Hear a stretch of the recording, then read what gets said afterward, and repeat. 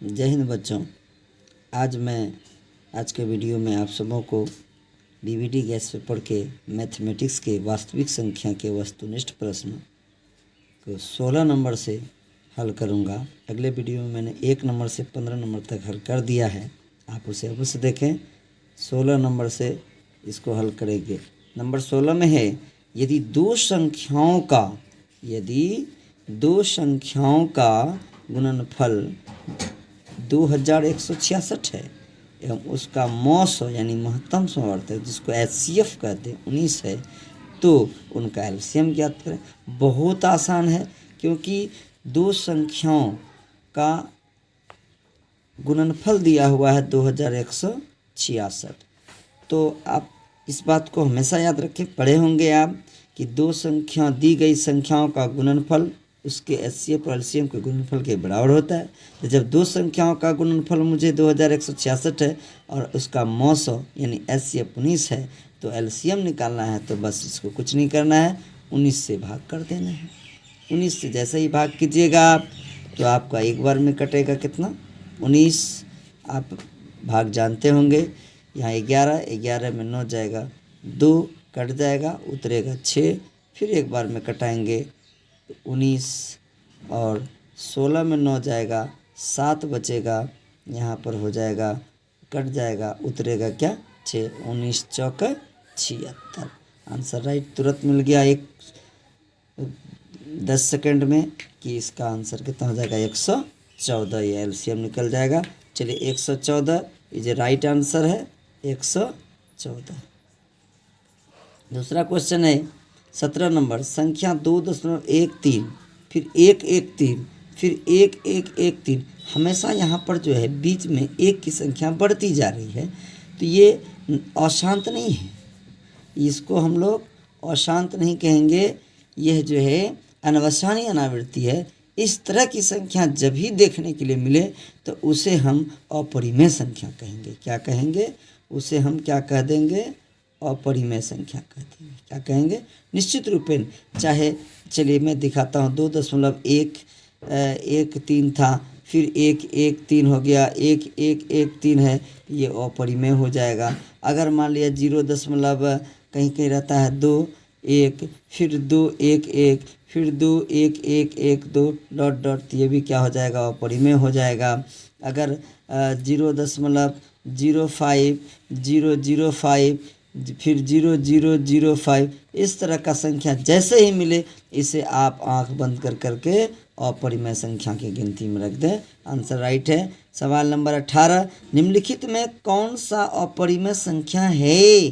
अपरिमेय है, परिमेय नहीं, अपरिमेय। तो पहला ऑप्शन है मेरा √17 यानी 17। तो 17 को आप जाने कि रूट जो 17 है ये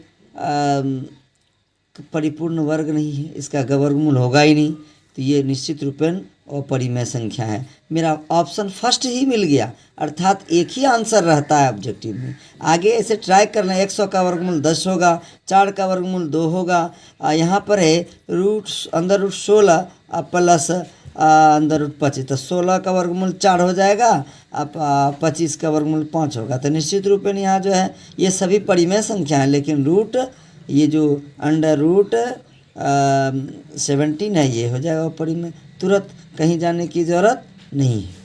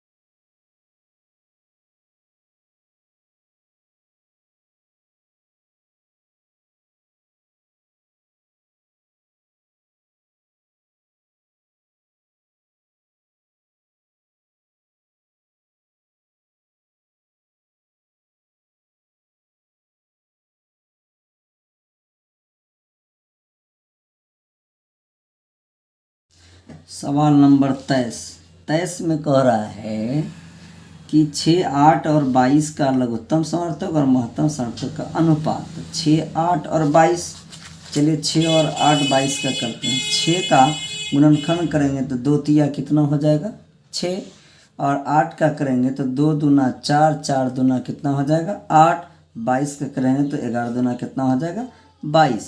तो इसका एलसीएम निकालें। एलसीएम में क्या है कि तीनों में जो मिले उसको हम लिख लेते हैं 1। अब इस 3 को नहीं मिला तो यहाँ क्या लिख दिए 3, फिर ये 2 का नहीं लगा है 2, और क्या 2, बाकी जितना टोटल को लिख दिए। गुना के द्वितीय 6 दूना 12 दूना 24 और गुना 11 264, और 264 का एस पहले क्या ये तो 264 क्या निकल गया मेरा एलसीएम निकल गया।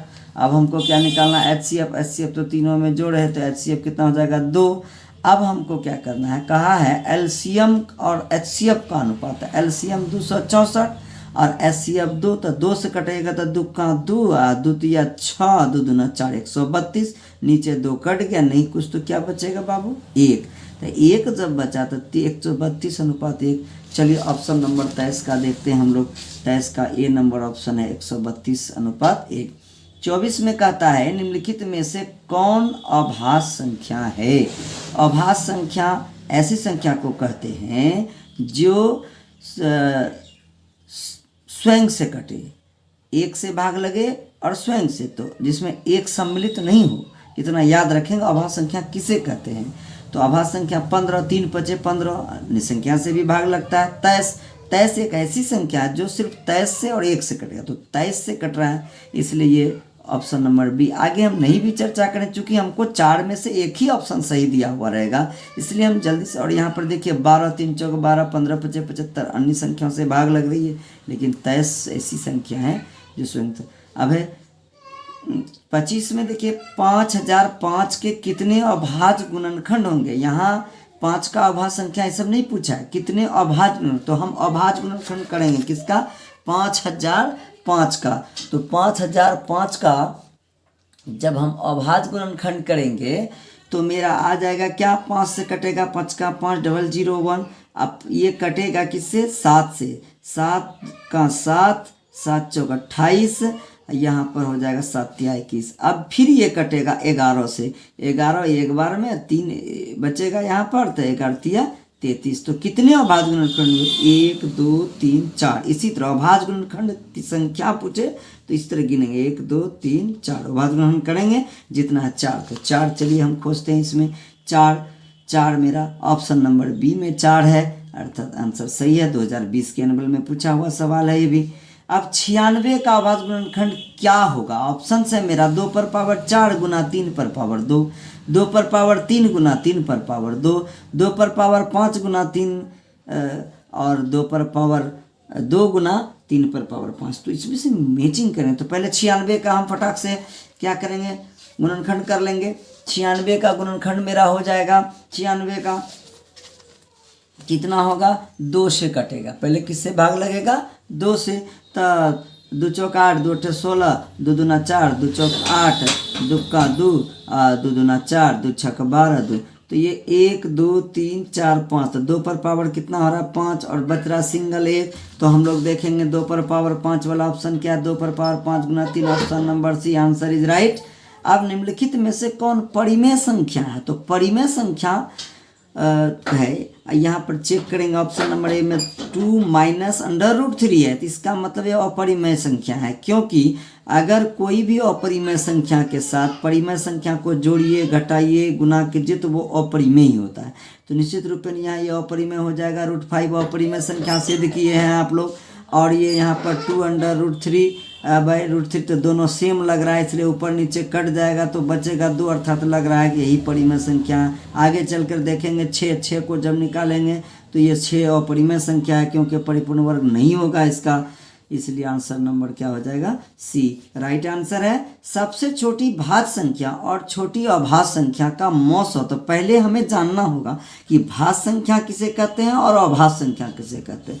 तो भाज्य संख्या क्या है, भाज्य संख्या मेरा 4 से स्टार्ट होता है और अभाज्य संख्या कितना से स्टार्ट होता है 2 से, क्योंकि अभाज्य संख्या उस संख्या को कहते हैं जो स्वयं से कटे और भाज्य संख्या उसका कहते जिसका 2 से अधिक गुणनखंड हो। अब मान लिया जाए कि 2 है तो 2 को करेंगे तो 1 गुना 2 2 गुणनखंड हुआ, 3 को करेंगे तो 1 गुना 3 3, लेकिन 4 को करेंगे 1 गुना 2 गुना 2 तो 3 गुणनखंड। तो 2 से अधिक गुणनखंड हो रहा है इसका, निश्चित रूप में अभाज्य संख्या क्या हो जाएगा, ये भाज्य संख्या कितना होगा 4 4 6 8 ये सभी भाज्य संख्याएं आप परिभाषा में देख सकते हैं भाज्य संख्या किसे कहते हैं। तो 4 छोटी से छोटी भाज्य संख्या 4 और छोटी से छोटी अभाज्य संख्या कितना हो गया 2। तो 4 का जब खंड करेंगे 2 दूना 4 गुना 1 हो सकता है अधिकतम, 2 का 2 गुना 1। तो एचसीएफ कहा है तो एचसीएफ जो हम निकालेंगे दोनों में जो मिले तो 2 हो गया मेरा एचसीएफ। चलिए हम देखते हैं इसका एचसीएफ 2 है कि नहीं ऑप्शन में। तो ऑप्शन मेरा यहाँ पर बी नंबर में 2 है, भाज्य संख्या और अभाज्य संख्या छोटी। 2 संख्याओं गुणनफल 8670 है और उसका मौ 17 है, तो लॉ ज्ञात करना है। तो मौ दिया हुआ रहेगा तो उससे भागा दे देंगे संख्या के गुणनफल में तो लॉ निकल गया, लॉ दिया हुआ रहेगा भाग देंगे तो मौ निकल जाएगा। तो 8670 में 17 से भाग देंगे, तुरंत देंगे, आप सभी को भाग आता होगा। और हम यहाँ पर जब भाग देंगे इसमें तो मेरा हो जाएगा 17 से भाग देंगे, 17 पचे 85 उतरेगा 1, 17 एक बार में कट जाएगा, 0 से कटाइएगा तो ये आपका हो जाएगा 510। कितना हो जाएगा 510 510। चलिए ऑप्शन में खोजते हैं 510 है ऑप्शन में डी नंबर में और आंसर भी राइट है आपके गैस पेपर में। अब यहाँ पर चलेंगे हम, यदि कुछ बच्चे देखिए गैस पेपर में टिक लगाए उनको समझ में नहीं आया है तो कह रहा है यदि 65 तथा 117 65 तथा 117 का मौ दिया हुआ है, मौ दिया लेकिन m लगा हुआ है इसमें, तो m का मान ज्ञात कीजिए। तो पहले हमको इसका संख्या दी गई, इसका मौ निकालेंगे, किसका 65 और 117 का हम क्या करेंगे मौ ज्ञात करेंगे। तो 65 का मौ ज्ञात करने के लिए आप सभी को पता है कि 65 का खंड करेंगे तो 13 पचे 65 हो जाएगा, 117 का करेंगे तो 3 तिया 9 13 नमा 117 आप करके देख लेंगे। तो एचसीएफ जो दोनों में मिलता है तो 13 मिल रहा है, मैचिंग हो रहा है, एचसीएफ हो गया 13।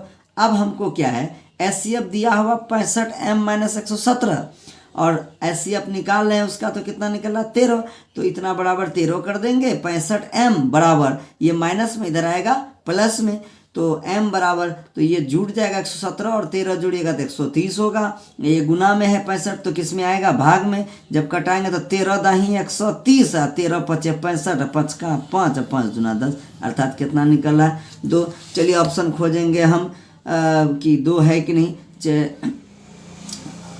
सवाल नंबर ये 28 29 30 में है, मेरा क्या है 2, आंसर इज राइट। इस तरह से हम ऑब्जेक्टिव को हल करेंगे। अगले वीडियो में हम आप सबों को 1 से 15 तक के ऑब्जेक्टिव को हल किए वास्तविक संख्या के गैस पेपर से बीबीडी के। तो अब इसमें क्या किए 16 से लेकर 30 तक हर वीडियो में मैं 15 ऑब्जेक्टिव का सॉल्यूशन डालूंगा, इसे अवश्य देखें ताकि आप गलत आंसर रट करके नहीं जाए। और मैथ का आंसर रटना नहीं चाहिए, उसे हमें बनाकर समझना चाहिए। आपके यह सवाल नहीं दे लेकिन इसी टाइप के सवाल वहाँ होंगे, अगर आप इसे हल करके बनाना सीख लेंगे तो आपके 50 में 50 ऑब्जेक्टिव सही होंगे, ये मेरी गारंटी है। धन्यवाद।